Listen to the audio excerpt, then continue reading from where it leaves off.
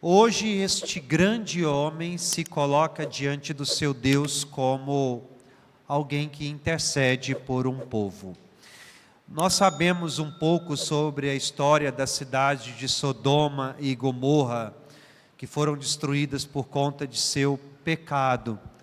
Abraão começa um clamor por este povo, se aproxima de Deus e pergunta: se houver nela 50 justos nesta cidade, pouparia estes ou destruiria todos juntos? E Deus responde a Abraão que por conta dos 50 a cidade seria poupada. Só que Abraão começa a insistir. Aliás, ele se coloca neste lugar. Antes de fazer o pedido, todas as vezes, Abraão se apresenta assim: desculpa se eu estou insistindo, se eu estou atrapalhando, se eu estou sendo inoportuno. Se tiver 40, 30, 20, por último, se tiver apenas 10 justos, ainda assim tu destruirias esta cidade? E Deus diz a Abraão que não. Abraão se apresenta diante de Deus de forma inoportuna. Ele insiste. É condição daqueles que são perseverantes, daqueles que não desistem. Porque no final das contas ele sabia que o seu clamor seria ouvido pelo seu Deus. E é por isso que Abraão se coloca nesta maneira, para nos mostrar também a necessidade que existe, que deveria existir no coração da gente, de uma perseverança. É o mesmo que nós escutamos no Salmo também da missa de hoje. O salmista reconhece que naquele dia em que ele gritou, o Senhor o escutou. É como se já tivesse se esgotado as possibilidades. Foi alguém que falou um pouco mais alto, até chegar no momento em que se fez necessário gritar.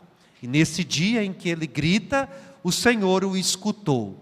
Alguém que insistiu muito, portanto, assim como Abraão, até chegar o momento do Senhor escutar o seu clamor, a sua voz. O Evangelho de hoje, meus queridos irmãos, é um momento muito importante da vida pública de Jesus com seus discípulos. Jesus estava rezando num certo lugar, é a primeira afirmação do Evangelho de hoje. E como somente neste trecho, deste versículo, a gente já descobre tantos ensinamentos. Primeiro, a atitude de Jesus. Ele estava rezando. E se o Senhor, que era Deus, tinha necessidade de momentos assim, não é a única vez que isso acontece, aliás, algumas, quanto mais a gente. Nós temos necessidade de rezar, nossa alma sente necessidade de estar na presença de Deus.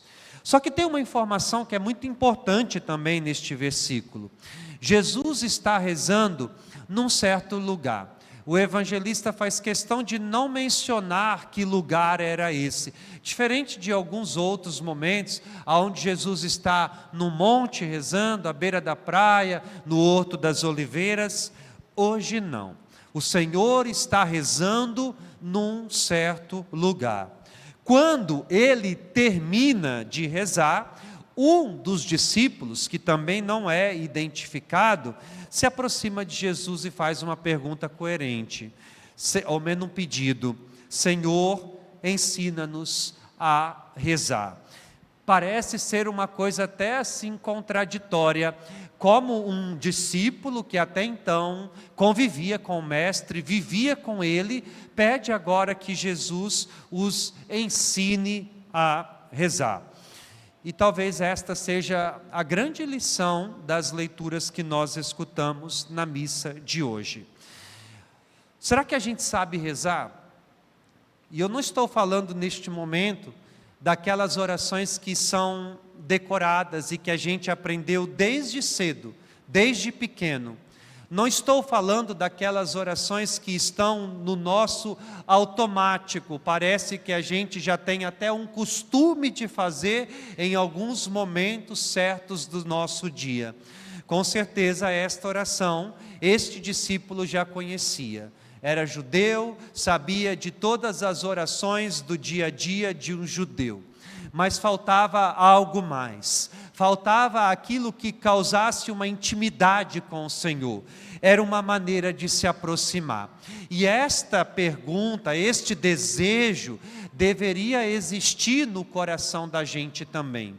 Olha, nós aprendemos lá na nossa catequese a rezar a Ave Maria, a gente sabe rezar o Pai Nosso, sabemos rezar a Salve Rainha, sabemos rezar o Creio, o Santo Anjo, tudo isso a gente já conhece, parece que é até um automático, mas quando a liturgia de hoje nos coloca diante desta situação do rezar, está muito para além disso. É aquele encontro que eu tenho com Deus, aquele momento de intimidade que faz com que a minha alma se eleve ao Senhor.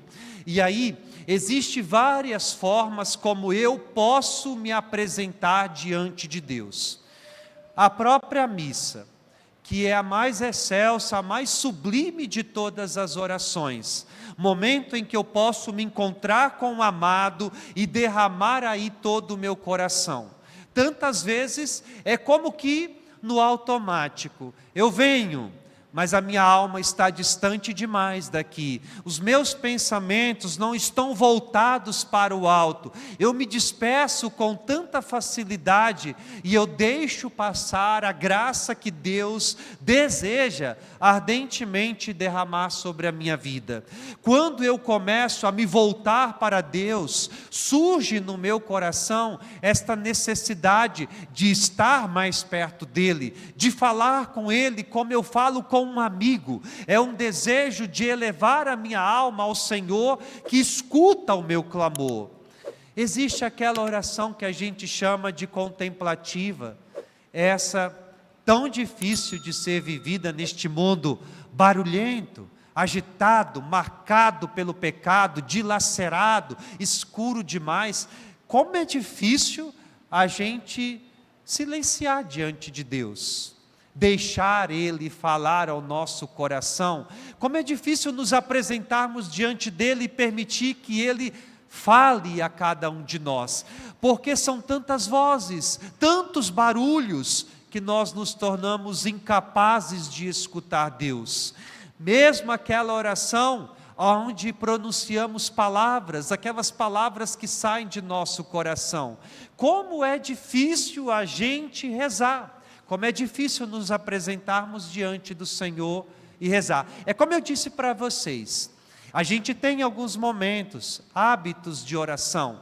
A gente reza quando acorda, um Pai Nosso, uma Ave Maria, quando vamos dormir algumas vezes, mas nós temos dificuldade destes momentos sublimes, de falar com o Senhor, como eu falo com um amigo, de falar aquilo que está no meu coração, aquelas coisas que eu deveria falar com Ele. Parece que para mim, Deus se tornou um estranho, uma pessoa desconhecida, alguém distante, quando na verdade eu deveria ter intimidade com Ele. Jesus ensina os discípulos a rezar a oração do Pai Nosso. O Pai Nosso é uma oração bíblica. Quer ver só, minha gente? Levanta a mão, quem sabe rezar o Pai Nosso? Quase todo mundo, talvez algumas crianças não sabem, porque os pais ainda não ensinaram. E tem algumas que não sabem falar ainda, então não tem como mesmo. Parece ser uma pergunta boba, tola o que eu estou perguntando a vocês. Agora não precisa responder não. Ao menos não para todo mundo, não precisa se acusar. Responda somente para você. Você reza o Pai Nosso muitas vezes na sua vida. Toda missa a gente reza a oração que o Senhor nos ensinou. Quem reza o texto, por exemplo, diariamente, ao menos 6 vezes vai rezar o Pai Nosso. Tem o primeiro Pai Nosso ali, junto com as 3 Ave Marias, o Creio, depois mais 5 mistérios. Você reza o Pai Nosso quando acorda, antes de dormir, sei lá. Em alguns momentos da sua vida, você reza esta oração, que foi o próprio Cristo que nos ensinou. Mas quantas vezes, de verdade, você meditou esta oração? Você a contemplou, você conseguiu vislumbrar aquilo que a sua boca estava falando. Percebe que existe uma diferença entre aquilo que está no automático, do mistério escondido por detrás.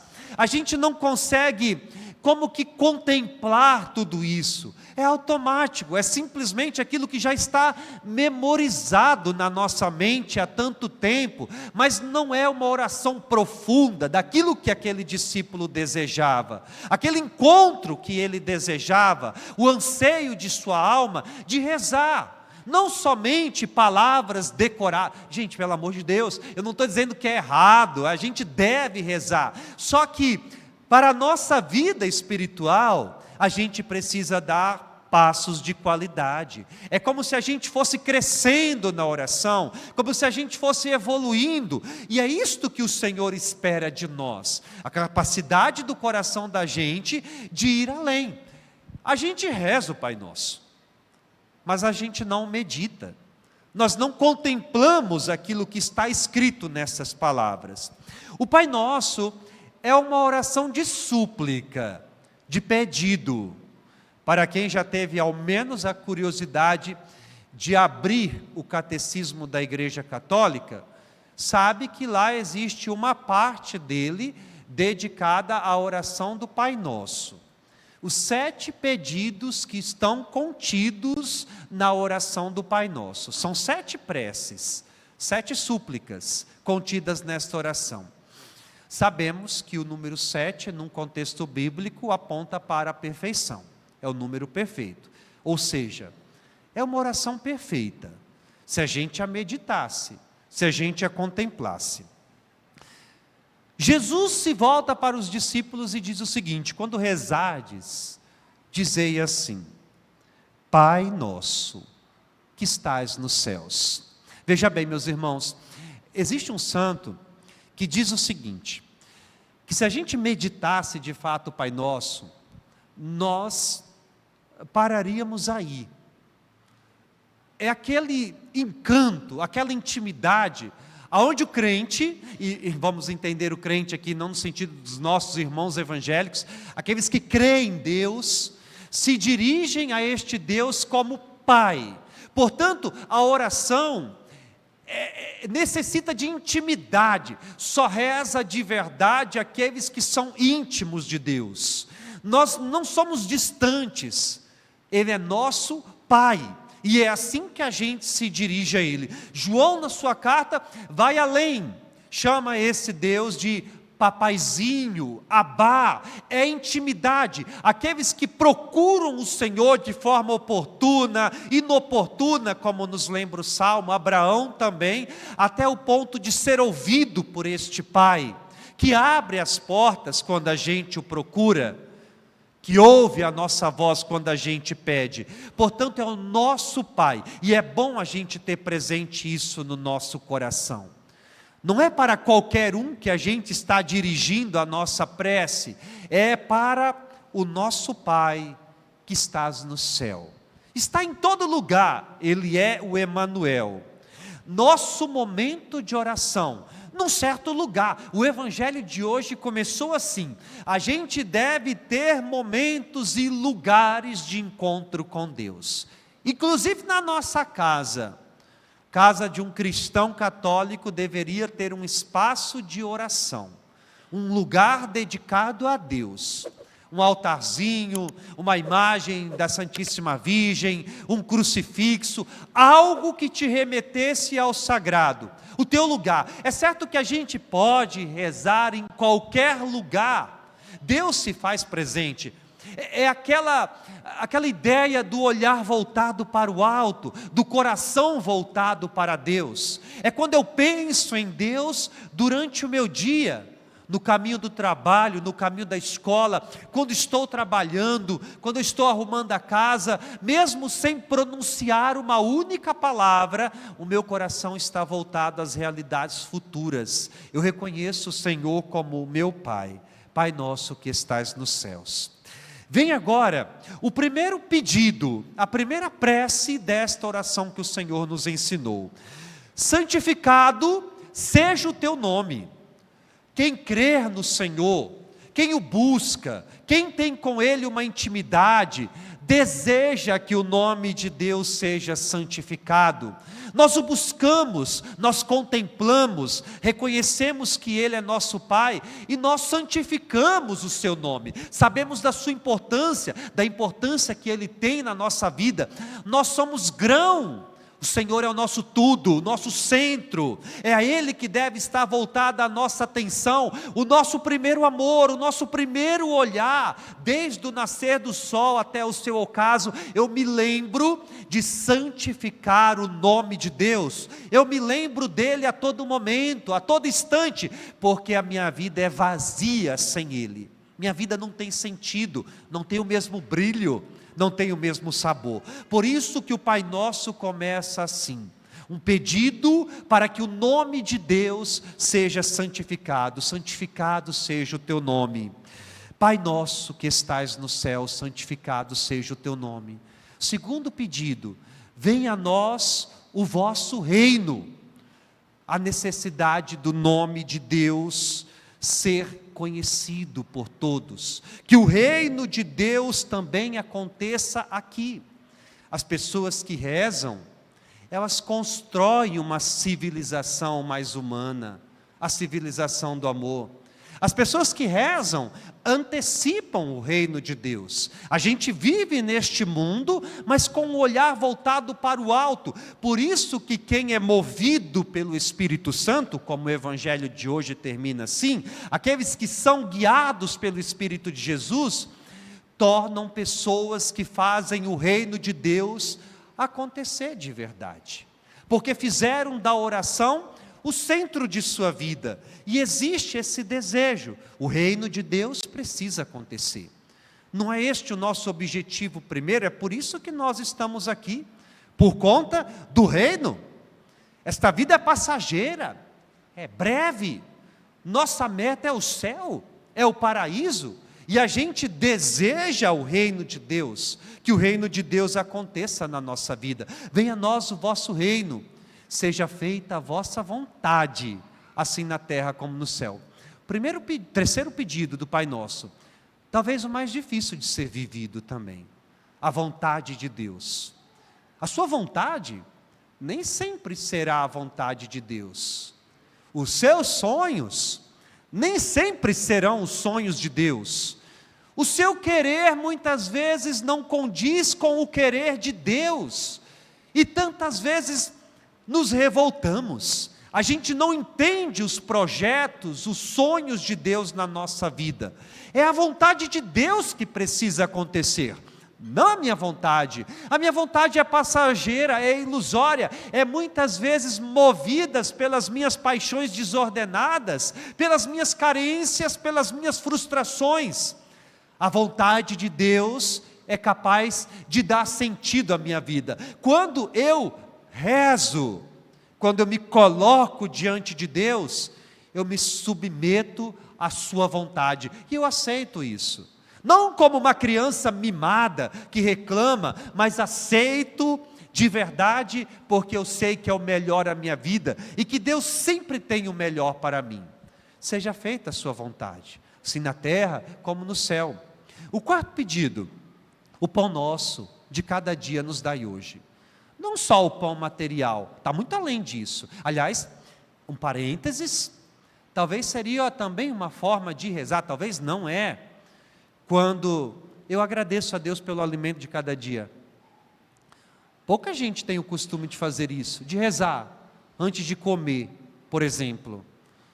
Fazer ao menos o sinal da cruz sobre o nosso corpo, antes de a gente se alimentar. Às vezes, inclusive, a gente tem vergonha quando estamos em ambientes públicos.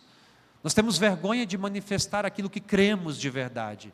Mas esse Evangelho está falando do pão espiritual, da necessidade da nossa alma de se alimentar deste alimento que não passa, aquilo que é capaz de preencher o nosso coração. Quando rezamos, a gente pede para Deus para preencher o vazio do nosso coração. É o alimento espiritual. O pão nosso de cada dia nos dai hoje. Perdoai as nossas ofensas, o quinto pedido, assim como nós perdoamos a quem nos tem ofendido. Deus nos perdoa sempre quando existe um arrependimento honesto, sincero no nosso coração. Deus sempre se mostra pronto ao perdão. A gente que não perdoa, rezamos. Daqui a pouco a gente vai abrir os nossos braços e rezar exatamente isso. Perdoa as nossas ofensas, assim como nós perdoamos a quem nos tem ofendido. Só que o coração está cheio de ódio, de rancor, de ressentimento, de amargura. Percebe? É da boca para fora, não existe verdade, não existe sinceridade, não existe entrega, porque a gente não consegue ir além, contemplar este grande mistério. É quase que uma obrigação do cristão, perdoar aqueles que nos ofendem. Perdão, minha gente, não é um esquecimento. Às vezes a gente entende errado e de forma distorcida aquilo que é perdoar. Eu não esqueço o mal que alguém fez à minha vida, nem Deus esquece o mal que você faz a Ele. Perdoa as nossas ofensas, assim como nós perdoamos a quem nos tem ofendido. Não é que Deus apaga tudo, Deus continua a lembrar às vezes que você o traiu, às vezes que você se traiu, às vezes que você traiu quem você amava e quem te ama, mas Deus é capaz de perdoar, porque Ele não age como a gente age. Nós deveríamos buscá-lo, fazer dele a nossa inspiração, mas a gente é marcado por essas coisas tão pequenas que impedem com que o reino de Deus aconteça. Eu não esqueço a dor da decepção, não esqueço o mal que alguém fez à minha vida. Eu não perdoo porque eu sou bobinho, porque eu sou ingênuo, não perdoo por conta disso, eu perdoo porque a minha fé exige isso de mim. Olha, para um cristão, o perdão não é uma opção, não é a questão de escolher, eu quero ou não quero perdoar. Para um cristão, para alguém que reza, para alguém que busca Deus, o perdão é uma opção, uma condição, não é uma opção, é uma exigência evangélica, inclusive, uma necessidade que a gente precisa ter, de liberar o perdão. Perdoar não exige de você uma reaproximação, igual tinha antes, não exige, você igual que eu era antes. Se é alguém que soma a sua vida, um familiar, ok, mas se é alguém que não contribui nada, às vezes deixar partir pode ser uma prova de amor também. O perdão acontece quando eu me liberto do ódio que existe dentro de mim, da mágoa do meu coração. É a ferida que foi cicatrizada, as marcas evidentes que ficam, a marca do pecado fica em nós, mas o perdão de Deus cicatriza. As cicatrizes estão no nosso corpo, na nossa alma. Se você tem uma cicatriz no seu corpo, você lembra como que ela foi parar ali, só que não dói mais, não machuca mais, porque eu consegui me libertar destes ressentimentos, dessas amarguras que eu tinha, porque eu entendi que eu sou cristão, e a minha fé exige isso de mim. Eu entendi que eu não posso viver como vivem os pagãos, eu preciso aprender com o Senhor que me perdoa. É aquele caminho que eu faço, do arrependimento, do pedir perdão, da conversão sincera do meu coração. Por falar nisso, os caminhos mais fáceis que a gente tem de chegar ao reino de Deus é através dos sacramentos, sinais de salvação na vida da gente. A missa, a mais sublime das orações, a mais importante delas. Também o sacramento da penitência, quando pedimos perdão ao nosso Deus. E como eu percebo assim, o quanto que nós, cristãos católicos, a gente o banaliza. Alguns banalizam com aquelas ideias protestantes. Me confesso diretamente para Deus, não preciso disso e tudo mais.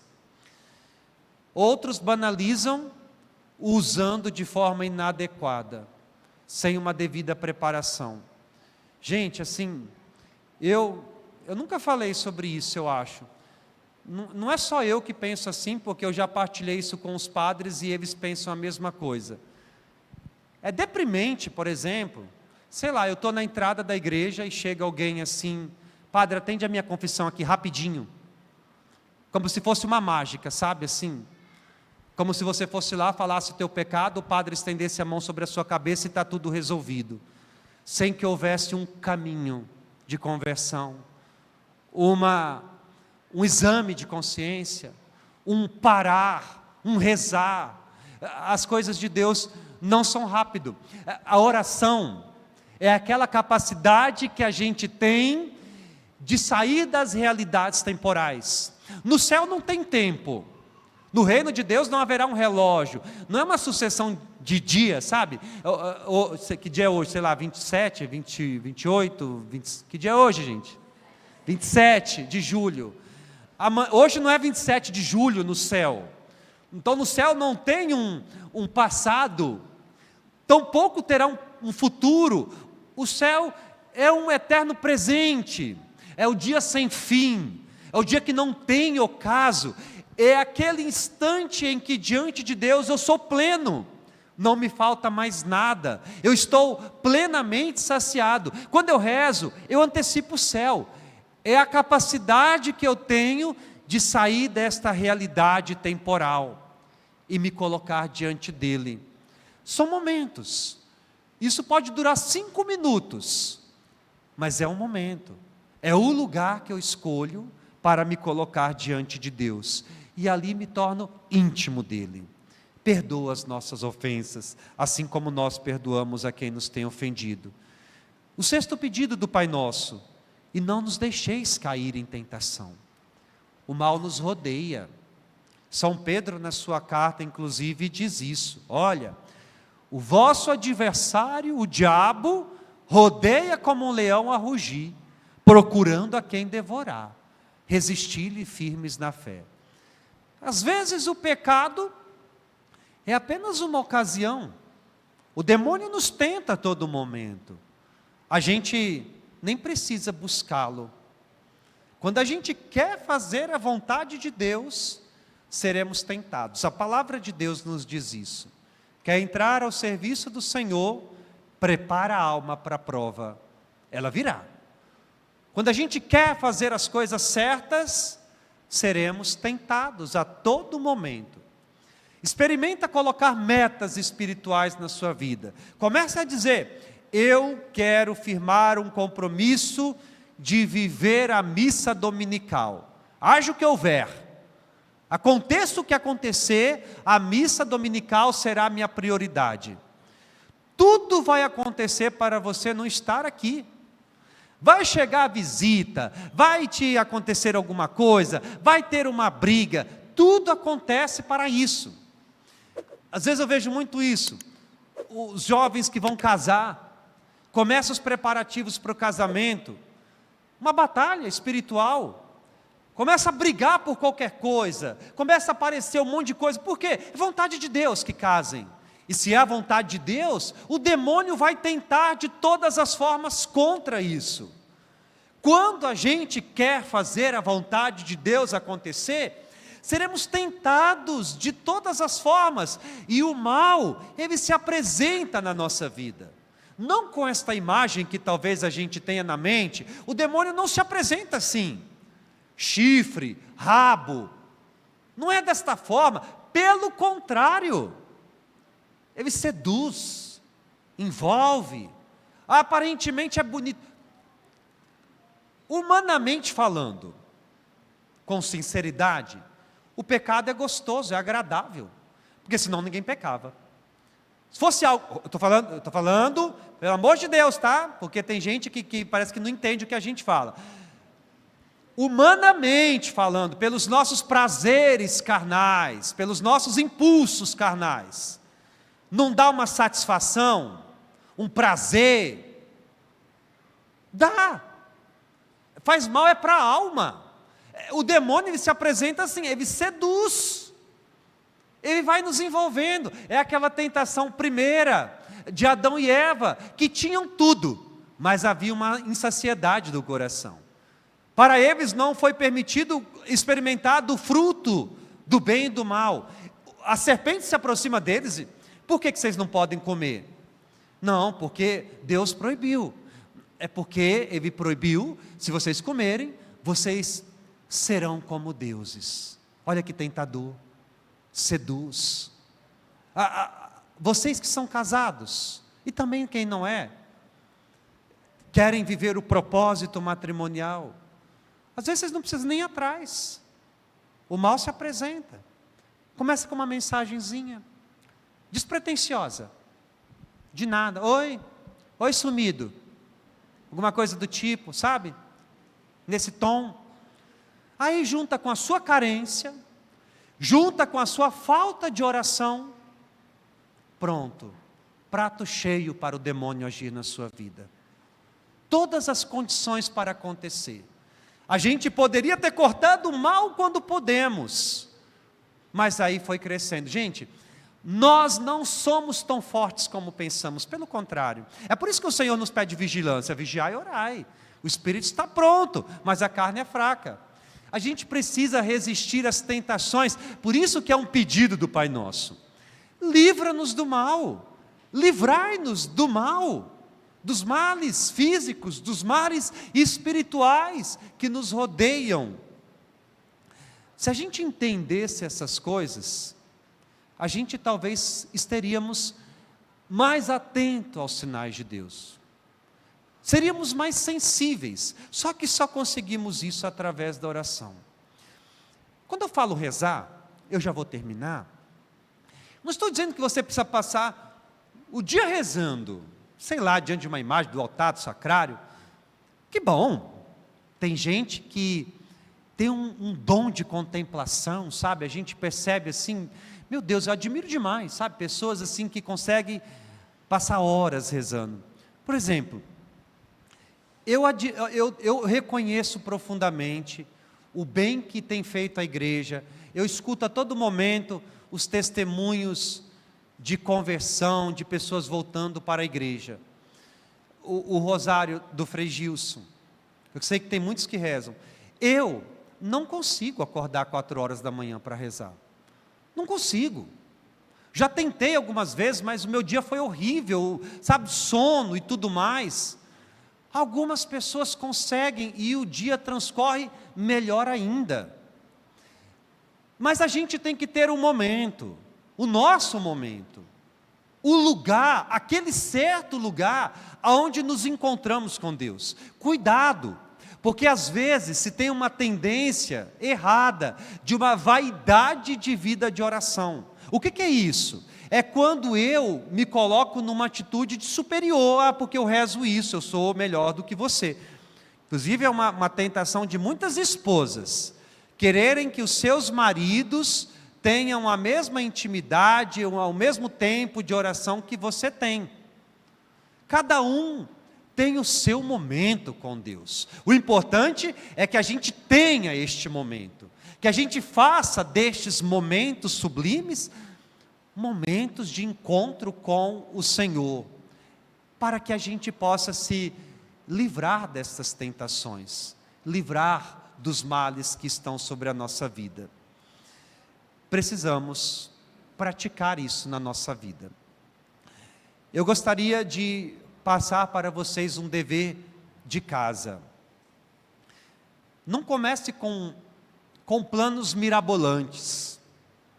Não adianta, talvez você está escutando o padre falar: eu tenho que rezar mais, eu tenho que rezar isso.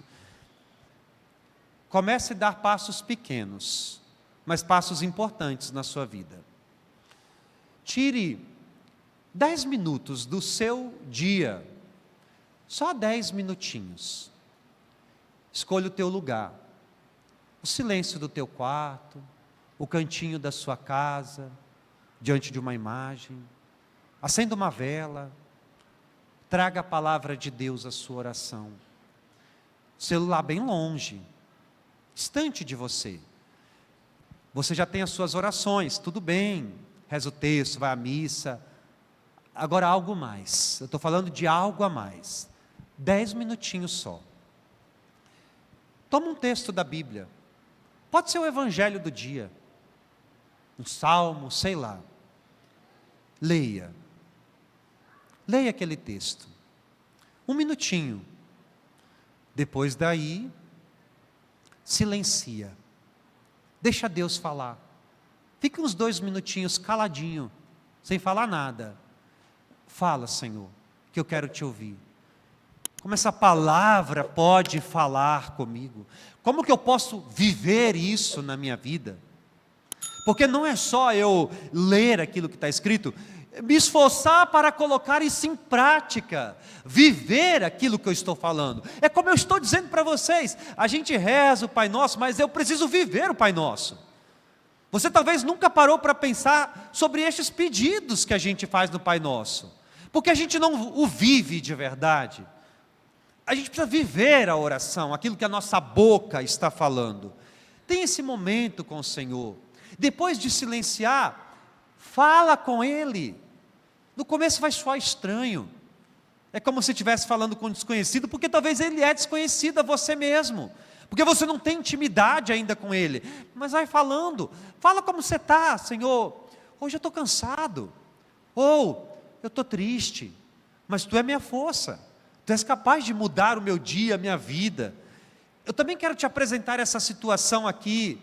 Meu esposo, minha esposa, os meus filhos. Eu quero te apresentar essa enfermidade que aquela pessoa está vivendo. Abraão intercede.